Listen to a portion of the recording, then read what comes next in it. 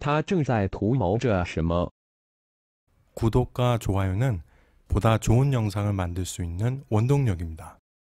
최근 화웨이 런정페이 회장이 공식적으로 매우 특이한 또한 의미 있는 제안을 했습니다. 화웨이가 보유한 5G 기술과 관련 노하우를 미국을 포함한 서방 세계와 공유할 수 있다는 것입니다. 이는 화웨이가 일부 수출품에 백도어를 설치한 후 불법적으로 각종 정보를 해킹하여 중국 정부에 제공하고 민간 기업의 기술을 탈취한 혐의로 미국 정부로부터 제재를 당하고 있는 상황에서 나온 발언인 만큼 현 사태를 타개하기 위한 런정페이 회장의 고육지책으로 생각됩니다. 몇 달 전만 하더라도 중국 정부는 미국에 매우 강력한 항의를 했었는데 최근에는 부탁하는 어조로 바뀌었고 화웨이의 수장 런정페이 회장 역시 미국의 제재는 화웨이를 가소평가하는 것이며 우리는 대비가 잘 되어 있다. 5G 기술 면에서 2, 3년 안에 결코 화웨이를 따라잡을 수 없고 우리는 죽지 않고 싸울수록 강해진다며 자국 언론에 출연해 자신만만하게 말했었지만 최근에는 영원히 미국 기업들을 포용할 것이라는 발언까지 하고 있습니다. 중국 정부와 런정페이 회장이 이제서야 미국의 의도와 미국이 어떤 능력을 갖고 있는지를 이해하기 시작한 것으로 보여집니다. 미국 정부의 제재 방식은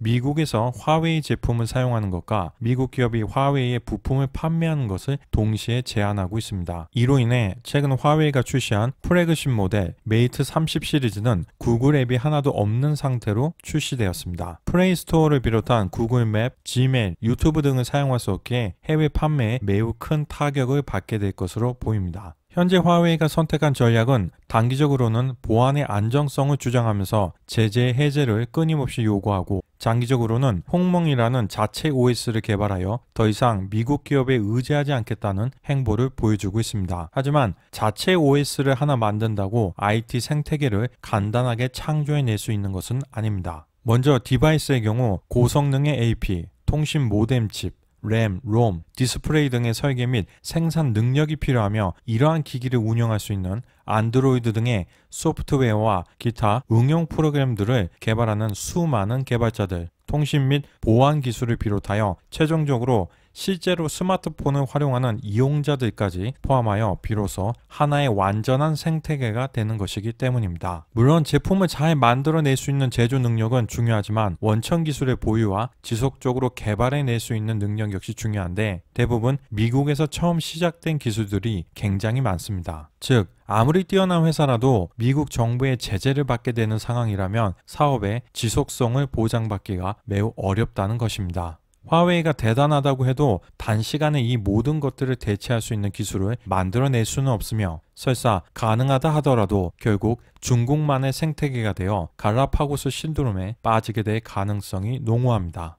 과연 앞으로 화웨이의 미래는 어떨까요? 지금 진퇴양난에 빠져있는 화웨이의 모습에 현 중국 공산당의 모습이 투영되어 보이는 이유는 무엇일까요? 안녕하세요. 우리가 알고 싶은 세계입니다.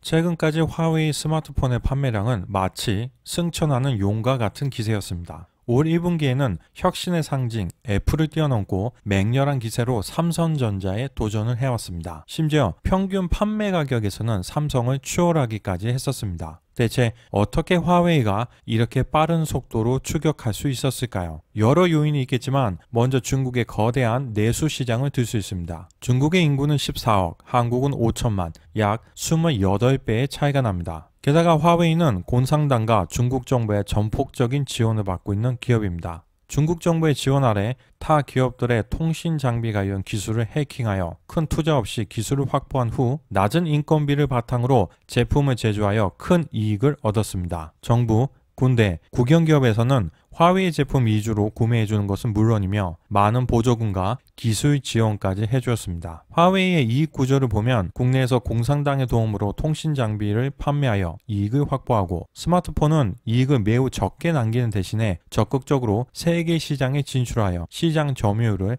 확대하는 전략을 사용했었습니다. 즉 삼성전자와 애플은 중국 정부의 막대한 지원을 받는 국영 공룡 기업과 결전을 벌이고 있었던 것입니다. 화웨이는 이런 방법으로 기틀을 쌓고 현재는 막대한 이익을 연구개발에 쏟아부어 꾸준히 원천 기술을 개발해 나가고 있습니다. 더불어 중국 공산당은 각종 언론 매체와 유명 정치인 등을 통해 화웨이 구입은 곧 애국이라는 공식을 인민들에게 주입시키고 있는데 이것이 바로 화웨이가 급속도로 확장할 수 있었던 주요한 배경이라고 볼 수 있습니다. 공산당에게 특혜를 받고 다시 공산당에게 이익을 돌려주는 부당 거래를 통해 다른 정상 기업들을 짓밟아가면서 성장한 것입니다. 중국 인민들은 런정페이 회장을 창업계의 거물이며 민족의 영웅이라 말하고 있지만 실상은 공산당의 하수인입니다. 기업 공개를 통해 성장의 과실을 인민들에게 돌려주어야 함에도 불구하고 끝까지 비상장을 유지한 채 누군가의 이익만을 대변하고 있습니다. 이처럼 집안에 엄청난 도움을 받고 있는 화웨이지만 삼성전자와 비교하면 매출액은 절반, 이익은 4분의 1에 불과합니다. 이를 보면 삼성전자가 얼마나 대단한 기업인지 알 수 있습니다. 물론 삼성전자 갤럭시 폰을 구매하는 것이 애국이라고 말할 필요는 없지만 대신에 이유 없는 비난 역시 없어야 할 것입니다. 메모리 반도체 전 세계 1위에 올라섰다는 것은 세계에서 가장 강한 국가인 미국, 일본,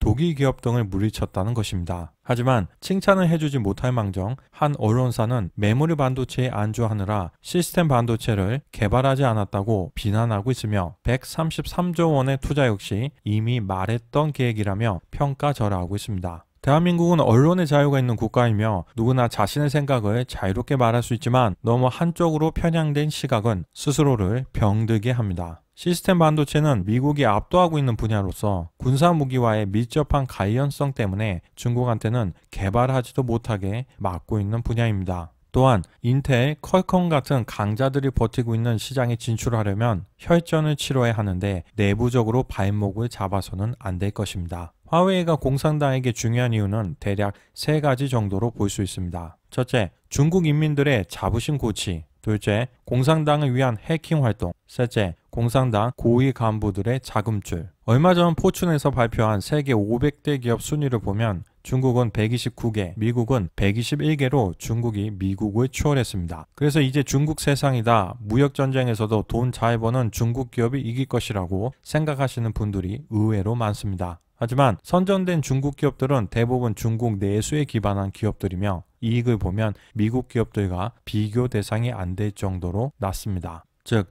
덩치만 클 뿐 경쟁력 있는 기업들이라고 보기 어려운 것입니다. 그나마 그 중에서 성공적으로 세계 시장을 공략하고 있는 것은 화웨이와 샤오미 뿐입니다. 그래서 공산당은 화웨이를 이용하여 공산당의 영도의 우수성과 중화 사상 등을 인민들에게 세뇌시키고 있는 것입니다. 도대체 해킹 활동은 당분간은 예전처럼 대대적으로 하지 못할 것입니다. 미중 무역전쟁으로 미국이 벼르고 있는데 또다시 발각된다면 그야말로 사면 초과에 빠지게 되기 때문입니다. 따라서 중국 공산당은 앞으로 화웨이의 첫째, 둘째 역할이 힘들 것으로 보고 이제 마지막 셋째 역할, 공산당 자금줄이라도 유지하려고 무역 협상에서 끝까지 화웨이를 양보하지 않을 것으로 보입니다. 막대한 국가보조금이 화웨이로 유입되어야 그 과정에서 공산당이 이익을 빼돌릴 수 있는데 미국의 요구대로 보조금 지급을 중지하면 자신들의 이익이 줄어들기 때문입니다. 화웨이는 2003년 미국 시장 진출을 위해 시스코의 제품을 무단 복제하여 판매했습니다. 처음에는 우연의 일치라고 주장했지만 시스코에서 화웨이가 매뉴얼까지 그대로 복사해서 판매한 걸 증명하자 그제서야 개발자의 실수라면서 기술 탈취를 인정했습니다.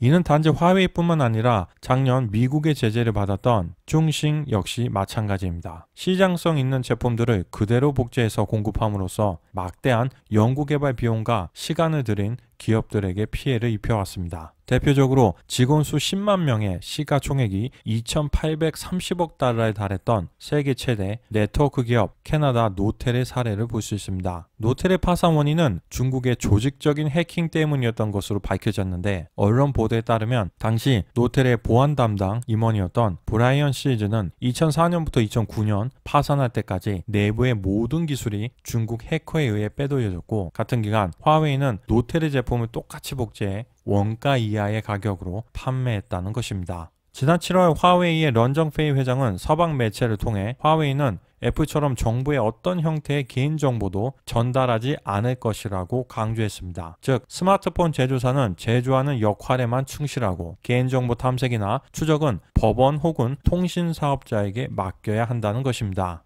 하지만 최근 화웨이 직원 2만 5천 명에 대한 고용 정보를 조사한 결과 화웨이가 중국 군 등과 깊은 연계를 갖고 있는 것으로 드러났습니다. 직원 가운데 중국 인민해방군 소속 기관에 동시 고용된 것으로 보이는 직원들이 발견되었으며 그 중에는 해킹이나 통신 감청 관련 분야에서 근무한 경력이 있는 직원들 역시 다수 포함되어 있었습니다. 대체 왜 화웨이에는 그런 인력들이 필요한 걸까요? 인민해방군과 긴밀하게 연계되어 수많은 도청, 해킹 작업을 하는 직원들을 고용하고 있으면서 정부에 개인정보를 전달하지 않는다고 말하고 있는 것입니다. 이쯤 되면 유체이탈 화법의 대가로 인정하지 않을 수가 없습니다. 더불어 화웨이 기술자들이 아프리카에서 일부 국가 정부의 정적 감시 및 언론 검열을 기술적으로 지원했다는 주장이 나오고 있습니다. 우간다나 짐비아 등에서 현 체제에 반감을 가지고 있는 야권 인사들의 통신 메시지나 소셜미디어 등을 해킹하여 정부에 제공했다는 것입니다. 중국 정부와 긴밀한 관계에 있는 아프리카 정부의 요청에 의해 화웨이가 행동대장으로 나선 것으로 보입니다. 화웨이는 말하고 있습니다. 미국의 제재는 부당하다고. 하지만 중국은 지금 이 순간에도 약 100여 개가 넘는 미국 기업의 중국 시장 진입을 막고 있습니다. 카카오톡, 라인, 다음 역시 중국에서는 사용하지 못하고 있습니다. 하지만 중국의 웨이신, 지프바오, 바이두, 더우인 등은 전 세계적으로 북한 빼고 아무런 제재 없이 사용되고 있습니다. 이쯤 되면 내로남불의 끝판왕이라고 불러도 될 것 같습니다. 공자가 말했습니다. 내가 당하고 싶지 않은 일을 남에게 하지 마라.